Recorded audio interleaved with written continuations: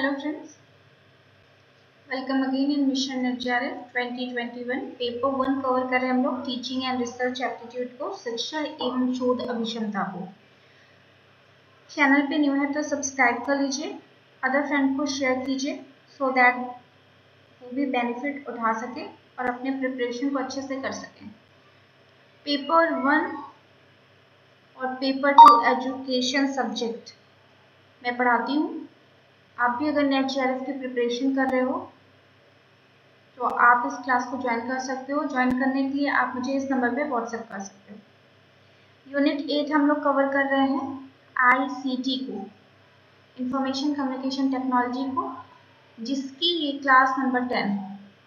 आइए, previous class में हमने आईसीटी के कुछ एब्रिविएशन और टर्मिनोलॉजी यानी कि संक्षिप्तियाँ और शब्दावली को पढ़ा था। अभी से और कंटिन्यू करते हैं क्योंकि इससे क्वेश्चन बहुत आते हैं और मे बी इसका एक और लेक्चर बनाना पड़ जाए।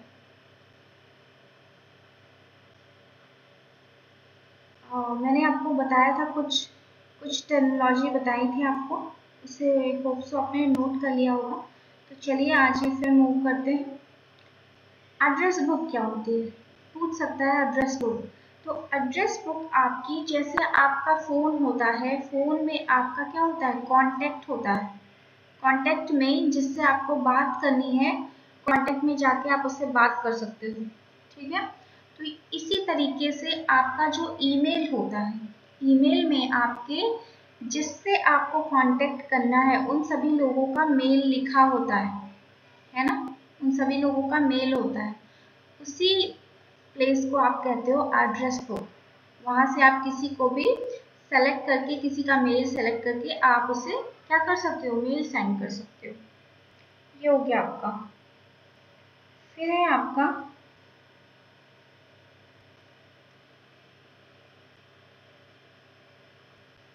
लिख लीजिए आर्काइव। कुछ लोग इसे आर्चीव भी पढ़ते हैं बट इसे आर्काइव ही पढ़ते हैं। तो आप भी आर्काइव ही पढ़िए, जो मन हो पढ़िए, बट एग्जाम में आए लिखने को तो लिख लीजिए, बस इससे मतलब है।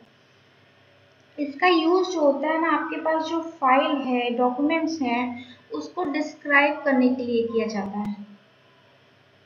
और उन डॉक्यूमेंट्स को जिसकी तुरंत ज़रूरत नहीं होती, तो ये पूछा जा सकता है कि जिसकी तुरंत ज़रूरत ना हो, उन डॉक्यूमेंट्स को डिस्क्राइब करने के लिए, यानी उन दस्तावेजों को वर्णन करने के लिए क्या है, तो वो है आर्काइव, ठीक है। इसको बाहरी हार्ड डिस्क में क्या करते हैं, हार्ड डिस्क में सेव कर देते हैं, ठीक है।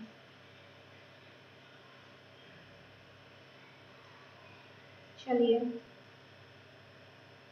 अब है आपका अटैचमेंट। सुना होगा आप सभी ने, आप सभी मेल भेजते होंगे।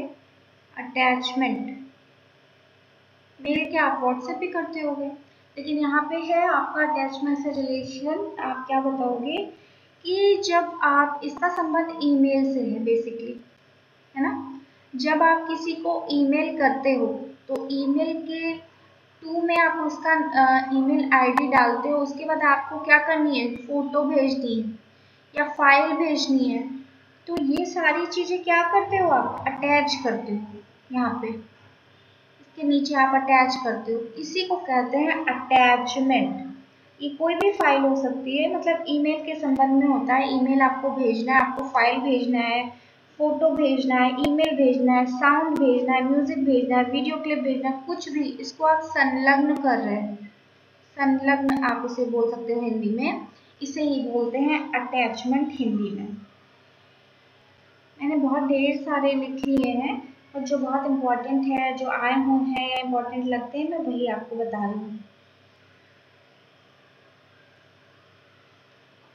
फिर है आपका बैंडविड्थ। ये तो आया था अभी। अब ये बैंडविड्थ क्या है, हिंदी में भी बैंडविड्थ ऐसे ही लिखिएगा। ये एक सर्टेन टाइम में एक विशेष कनेक्शन, किसी स्पेसिफिक कनेक्शन के माध्यम से एक कंप्यूटर से दूसरे में भेजे जाने वाले डेटा की मात्रा है। यानी कि आप इस कंप्यूटर से इस कंप्यूटर पे अगर कुछ भेज रहे हो एक निश्चित समय में और किसी विशेष कनेक्शन आपने यूज़ किया है, जैसे आपने वाईफाई यूज़ किया है या फिर कुछ भी यूज़ किया है, फाइबर यूज़ कर रहे हो, आप फाइबर ही यूज़ कर रहे हो, तो इसमें भेजने की डेटा की जो मात्रा है ना, डेटा की कितनी मात्रा एक विशेष समय में जा रही है इस फाइबर से, उसे ही कहते हैं आपका बैंडविड्थ। और बैंडविड्थ को किस में मापा जाता है, तो वो kbps या फिर आपके mbps में मापा जाता है। ये ध्यान रखिएगा, ये पूछा गया था। जितना अधिक बैंडविड्थ होगा और उतनी ही जल्दी आपकी सूचना इंफॉर्मेशन पहुंचेगी। आप कह सकते हो ये इसकी स्पीड होती है एक तरीके से कि कितने स्पीड में इस फाइबर से, मैंने एयरटेल फाइबर यूज़ किया है, तो इस एयरटेल फाइबर से कितने एक निश्चित समय में, यानी कि आपका 30 सेकेंड में कितना आपका डेटा गया। ये वाला पूछा गया था कि किस में मापा जाता है, तो kbps mbps में।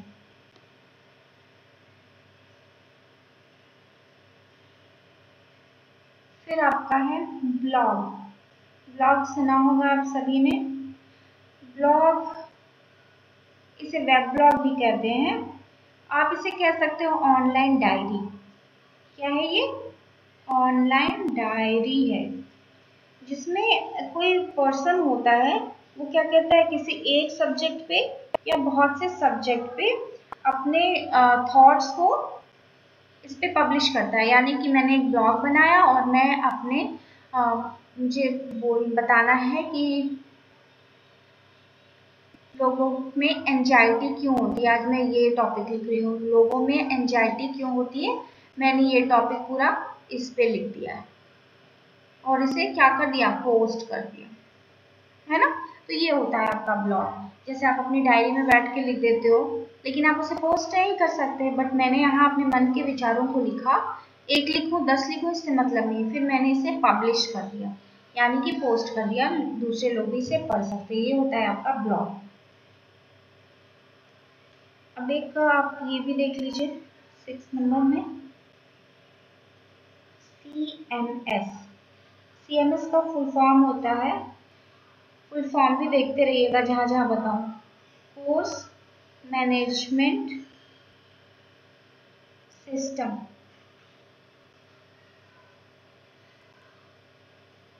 ठीक है, इसका एक उदाहरण है Moodle. Moodle, okay.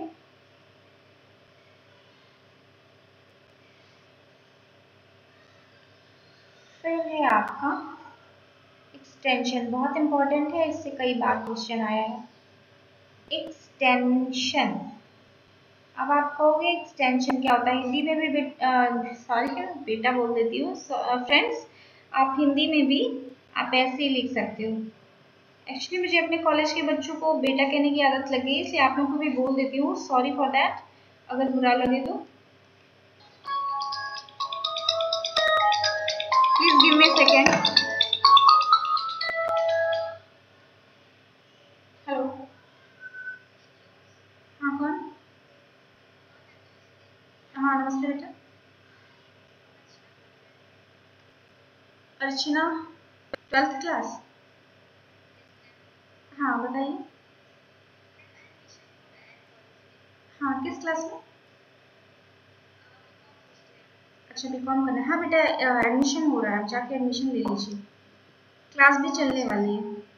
Class form तुरंत मिल जाएगा, एडमिशन भी तुरंत हो जाएगा, आप जाके एडमिशन ले लीजिए, फॉर्म फिल कर दीजिए। और हाँ क्लासेस जल्दी से चलेंगी इसलिए मैं कह रही हूँ। फॉर्म का 100 रुपीज़ होगा, 100 या 200 एग्जैक्टली मुझे पता नहीं है बेटा। ठीक है, okay. Sorry for little disturbance,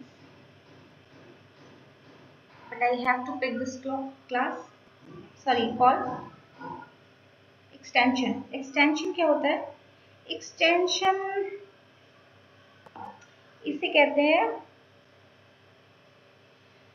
extension में आप जान सकते हो कि कौन किस टाइप की फाइल को मैं यूज कर रहा हूँ, कहाँ मुझे किस टाइप की फाइल रखनी है। तो आपसे बस इतना पूछता है कि ये डॉक, इसमें कैसी फाइल रखी जाती है, इसमें ये यहाँ पे लगा रहेगा डॉक में। तो यहाँ पे आपको वर्ड की फाइल रखते हो आप लोग, MS वर्ड की जो फाइल होती है ना वो आप डॉक्स में रखते हो, यही पूछता है बेटा। और फिर है आपका, पूछ सकते हैं EXE, इसमें क्या रखते हो आप, किस टाइप की फाइल। तो यहाँ पे आप कंप्यूटर प्रोग्राम की फाइल को रखते हो। फिर आपसे पूछ सकते हैं कि JPG और आपका JPEG, इसमें कैसी फाइल रखते हैं। तो इसमें आप इमेज की फाइल रखते हो। आप जब कोई इमेज बनाते हो, फोटो खींचते हो, तो JPG या JPEG की फॉर्म में आता है ना, तो यहाँ पे आप इमेज फाइल को लिखते हो। फिर है आपका HTML या फिर HTML, इसमें कैसी फाइल रखते हो। तो इसमें आप वेब पेज की फाइल को रखते हो। ये है आपका एक्सटेंशन, पूछा गया है इसलिए आप इसे नोट कर लें।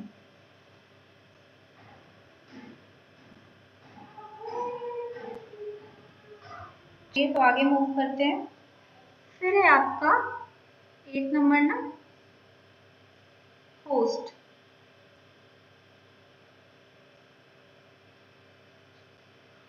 होस्ट में आपको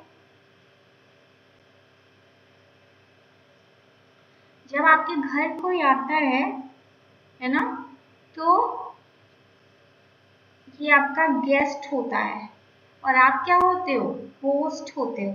इसी प्रकार कंप्यूटर में जो कंप्यूटर या जो इंटरनेट सेवाएं प्रदान करता है, इंटरनेट के माध्यम से सेवाएं प्रदान करता है, जो स्थानीय कंप्यूटर, लोकल कंप्यूटर है जो भी, तो ये हो गया होस्ट। ठीक है।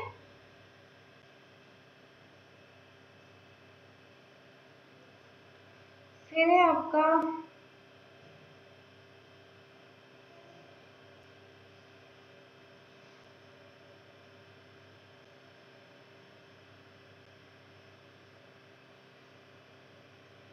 IWB, इसका फुल फॉर्म होता है इंटरएक्टिव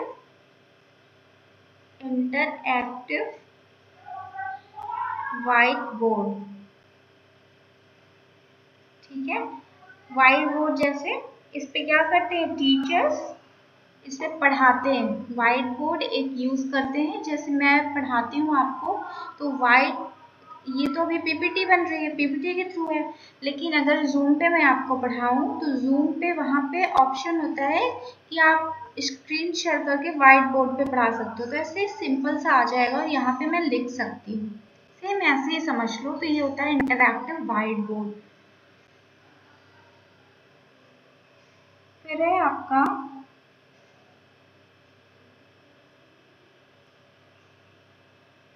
जावा क्या है, वैसे ये पूछा नहीं गया है। तो ये एक प्रोग्रामिंग लैंग्वेज है ना, ये प्रोग्रामिंग भाषा है। अब आपका इसका फुल फॉर्म पूछा जा सकता है, JPE और G। तो JPEG का फुल फॉर्म होता है जॉइंट, हिंदी में भी ऐसे लिख लीजिएगा फ्रेंड्स, जॉइंट फोटोग्राफिक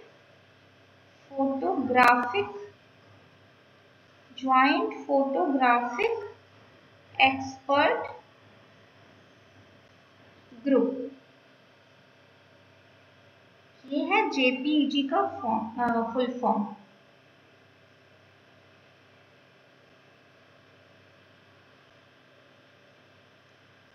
फिर है आपका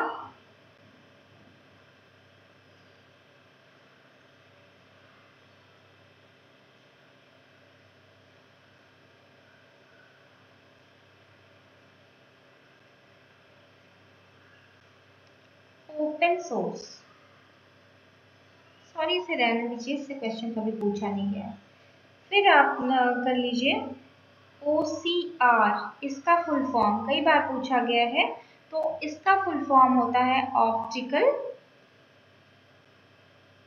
करेक्टर रिकग्निशन,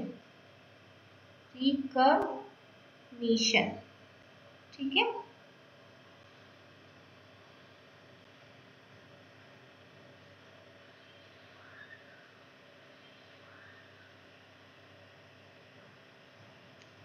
फिर ये भी पूछा गया था एक बार, पॉपअप क्या होता है।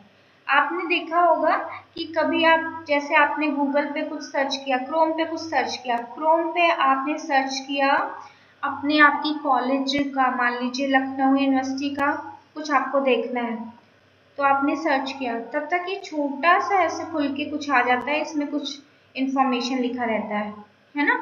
तो आप क्या करते हो, एक्सेप्ट कर लेते हो या फिर यहाँ पे ऐसे क्रॉस दबा होता है, उसे क्रॉस दबा देते हो, ये हट जाती है।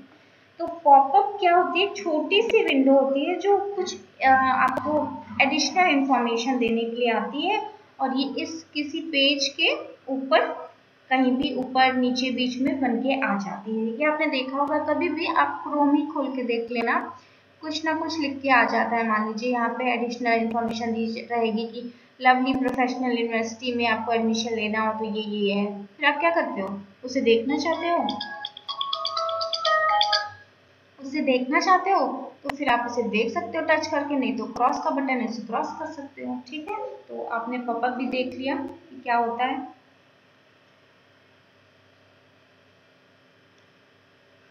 फिर क्या है, अब स्माइली तो आप सभी जानते हो, स्माइली बना बना के भेजते हो आप लोग व्हाट्सएप में ही। अब है आपका सर्वर क्या होता है, तो सर्वर होता है एक कंप्यूटर है जो बाकी कंप्यूटर्स को सेवाएं दे रहा है, इंटरनेट प्रोवाइड कर रहा है ना, सेवाएं दे रहा है ये कंप्यूटर, तो इसे सर्वर भी बोलेंगे और क्लाइंट के नाम से भी इसे जानते हैं।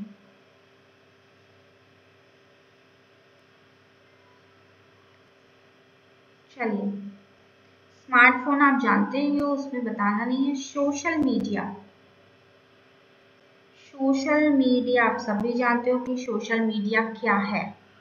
आपका फेसबुक, व्हाट्सएप और ट्विटर, ये सारे आपके सोशल मीडिया हैं। और इस कार में किसका यूज किया जाता है वो जानना आपके लिए जरूरी है। कई बार ये पूछा गया था एक बार, ट्विटर और व्हाट्सएप ऐसे करके कुछ लिखे हुए थे, पूछा गया था इसमें से कौन सा सोशल मीडिया नहीं, ठीक है। और ये जो आपका सोशल मीडिया है, इसमें आपका किस एप्लीकेशन का यूज किया जाता है, 2.0 एप्लीकेशन का यूज होता है सोशल मीडिया में, ये याद रखिएगा, ये पूछा जा सकता है। फिर क्या है आपका 16 नंबर, स्पैम। 16 आज की क्लास में है, कल भी मैंने काफी कुछ बताया था। स्पैम ये है कि जो अनचाहे ईमेल के आपके जो एडवर्टीजमेंट वगैरह आ जाते हैं, उसे आप कहते हो स्पैम, अनचाहे होते हैं।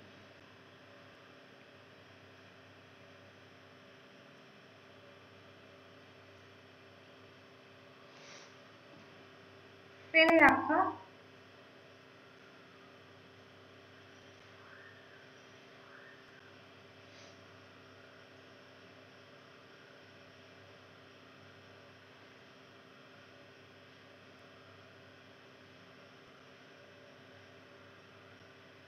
एक सेकंड, बस मैं देख रही हूँ।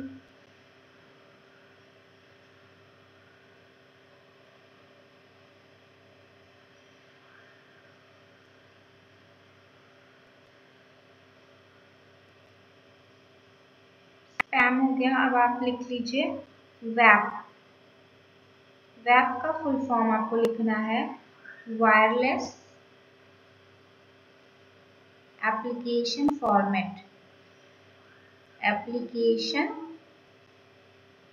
फॉर्मेट, ठीक है। अब आपका आपको बताना है कि वेबसाइट क्या होती है। वेबसाइट, तो वेबसाइट www का एक ऐसा एरिया है,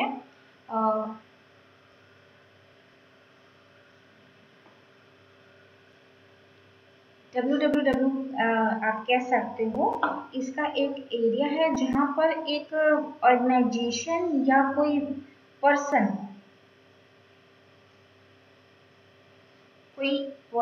अपनी वेबसाइट भी बनाता है और कोई ऑर्गेनाइजेशन है, मान लीजिए आपके कोई स्कूल कॉलेज या जो भी है, वो भी अपना वेबसाइट बनाती हैं।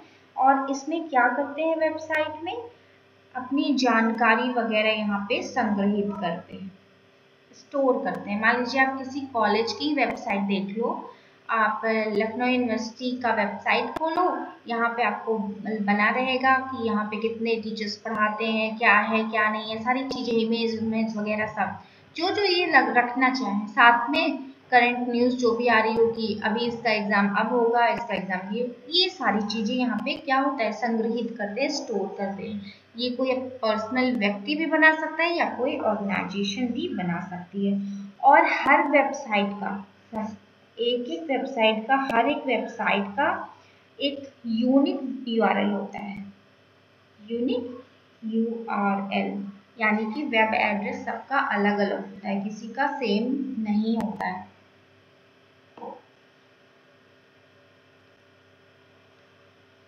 जैसे घर का एड्रेस सेम नहीं होता, वैसे आपका वेबसाइट का भी एड्रेस सेम नहीं हो सकता। फिर है आपका वाईफाई। वाईफाई को आप कहते हो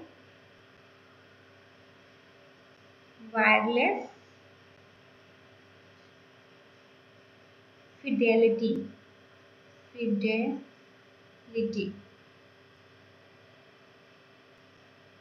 ठीक है, इसका फुल फॉर्म ये है। चलिए, तो इतना हो गया, बाकी नेक्स्ट लेक्चर में करते हैं। मुझे लगता है कि बहुत ज़्यादा हो गया है अभी, तो